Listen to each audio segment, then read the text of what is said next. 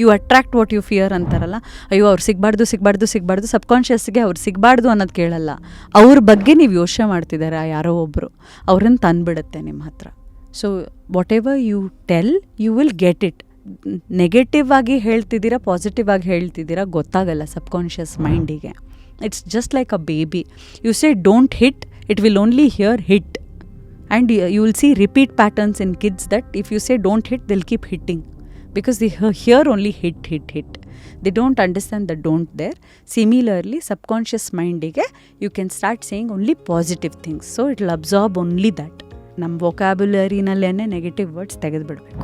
ನನ್ನ ಡಿಕ್ಷನರಿನಲ್ಲೇ ಇಲ್ಲ ಅಂತಾರಲ್ಲ ಆ ಥರ ಆಗಲ್ಲ ಅನ್ನೋ ಯಾವುದೇ ಪದಗಳೂ ಬರ್ಕೊಡ್ದು ಅಫರ್ಮೇಷನಲ್ಲಿ ಬರ್ಕೊಡ್ದು. ಸೊ ನಂದು ಹೆಲ್ತು ಸರಿ ಹೋಯ್ತು, no I am healthy. So ಹೀಗೆ ನಾವು ಹೇಳಕ್ಕೆ ಸ್ಟಾರ್ಟ್ ಮಾಡಬೇಕು, ನೆಗೆಟಿವ್ ವರ್ಡ್ಸ್ ಬೇಡ. ಫುಲ್ ವಿಡಿಯೋನ ನೋಡಿ ಆನ್ ರ್ಯಾಪಿಡ್ ರಾಶ್ಮೀಸ್ ಯೂಟ್ಯೂಬ್ ಚಾನಲ್.